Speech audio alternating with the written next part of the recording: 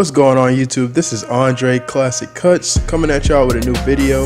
This one is going to be about a self-cut video. I haven't made one since I first started my few YouTube videos, and I know I can make a new and improved, plus I have a new camera. So first I'm going to start off with the OGs, the Andes Masters.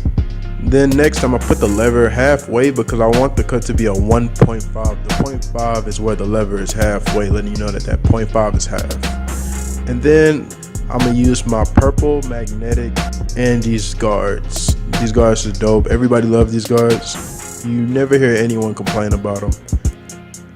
So I'm gonna go with the grain, starting from the very crown of my hair, the very top of it. That's the crown area. You usually should cut your crown part last and actually go right before the actual swirl area, which is the crown area, and actually go with the grain real slow. I'll speed up the video because I like to really take my time, but I knew if I actually put like the original footage, it'll be way too long. But as you can see, I'm going with the grain, and I'm actually going back and forward over and over again. I'm not pulling the clippers back up. I actually start over once I go all the way from the top all the way to the bottom. And I'm actually just go all around my head, and I'm gonna do it maybe like 1, 2, maybe 3 times, just to make sure that everything is even. I usually do that over and over again. Cutting with the grain just basically means that you actually cut your hair in the direction that it actually grows. For example, you can obviously see that like my hair is actually growing straight down from the actual top crown area of my hair.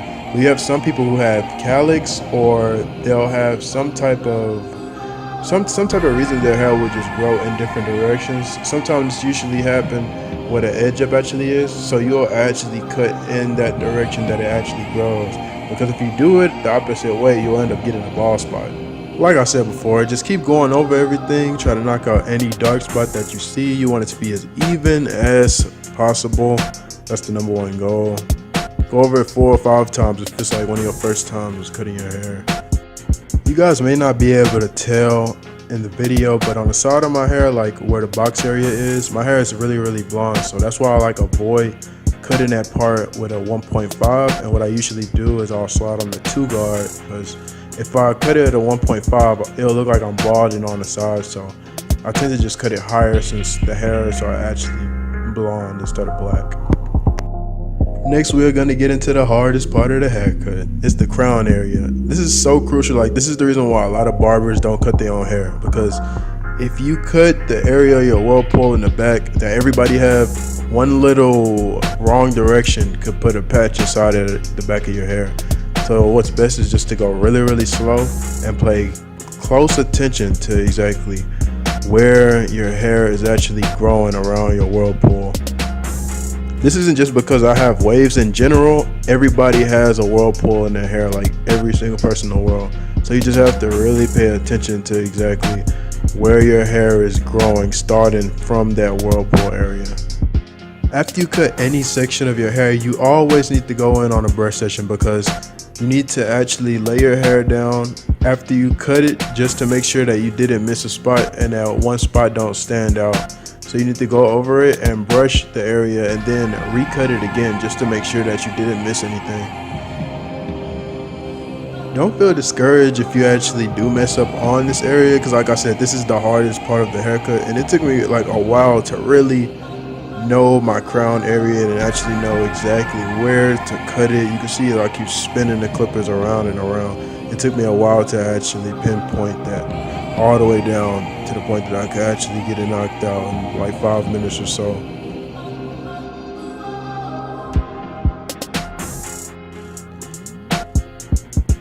From there, we're gonna get our Andes Masters, and I'm gonna actually take off the 1 guard like I was telling you guys before, and I'm gonna put on my 2 guard and raise the lever all the way up, just so I can knock out that blonde spot that I was telling y'all about. The lever all the way up, like I said. And now I'm gonna just go over the box area of my hair. It really don't even look like my hair is being cut, but if you was actually there, you'll see that my hair is actually getting lower.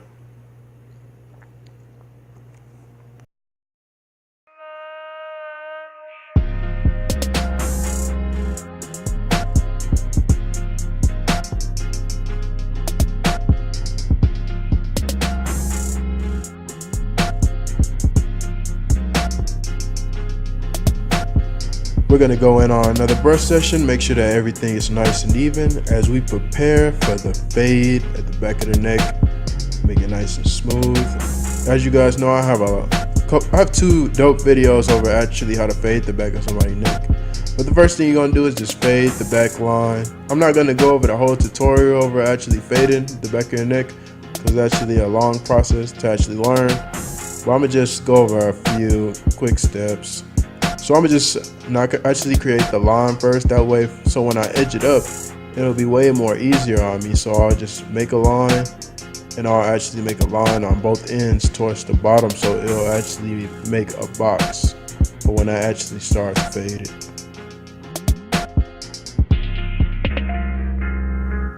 If you guys was wondering what my fade video was actually called, it's called Easiest Way to Fade with No Guidelines. It should be like in green texture with black letters, and it should say No Guidelines with a clipper on the top of it. Can't miss it.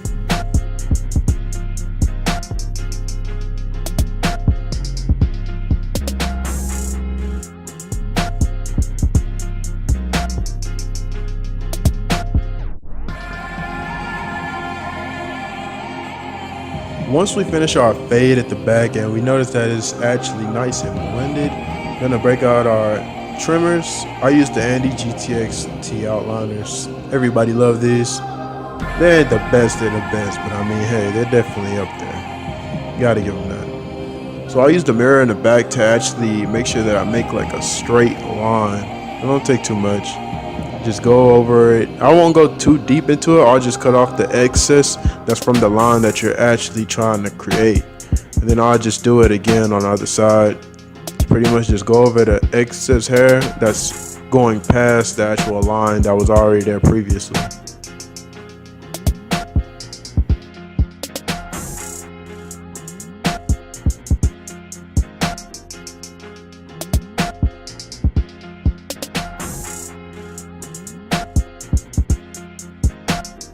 Once the back of your neck is nice and blended and everything looks nice and faded from top to bottom, then we move on to our next step. I actually start brushing the edges of my hair over and over again and make sure that my hair is super laid down at this point. Next, I'm gonna break out my babies, my Wall Heroes. Wall Heroes are my favorite trimmers because I feel like out the package, when they're zero gapped, I feel like they are the sharpest trimmers, but that's just me. As you can see, I'm not creating a line, I'm just going over the little excess hairs that's actually standing outside of that line that was already there.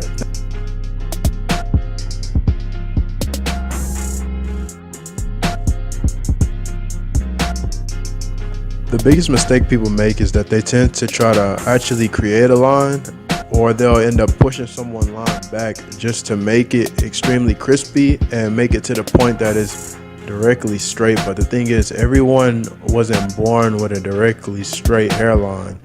Some people, you have to actually create a hairline that's super straight, but in the end your hair is going to start getting pushed back. So it's better to just have a line up that's natural and straight versus actually pushing it back and making it laser sharp.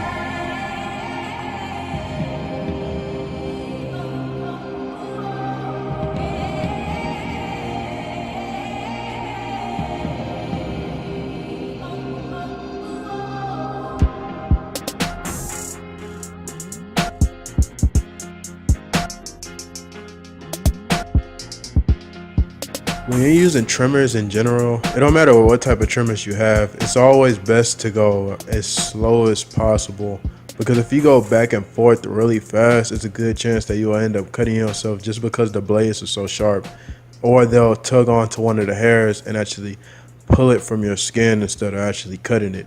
So it's always good to just go really slow and steady and actually cut each hair as you gradually move along instead of being in a rush.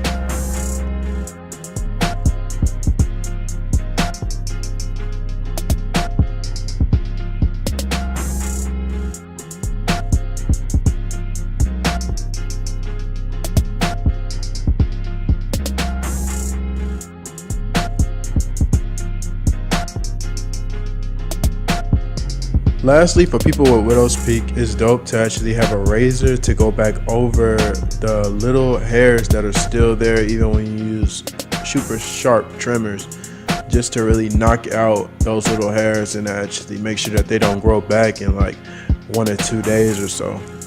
So it's good to just throw the razor on there and actually go back over the little widow peak spots or little dots that you will still see after you get an edge up, to just make sure that they are completely gone.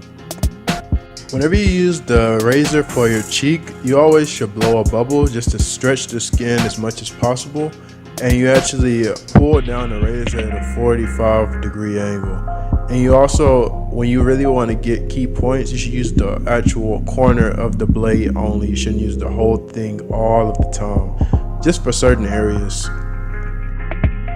Lastly, I'm going to use oil sheen just to make sure my hair can have that nice shiny texture to it after a fresh cut. Everybody know what I'm talking about. It's just that little secret weapon that I like to save for the ending of the cut.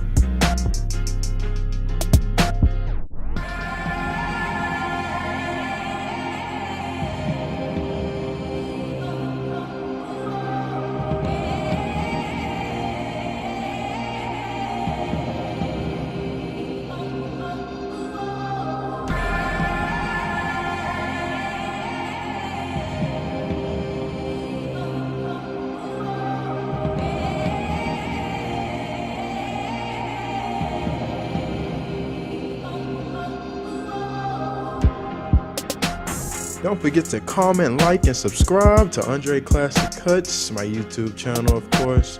And don't forget to follow me on Twitter at ClassicCuts. And definitely don't forget to follow me up on that gram, because I drop exclusive footage on the daily that I don't put on neither one of the other social medias. So definitely add me to all those.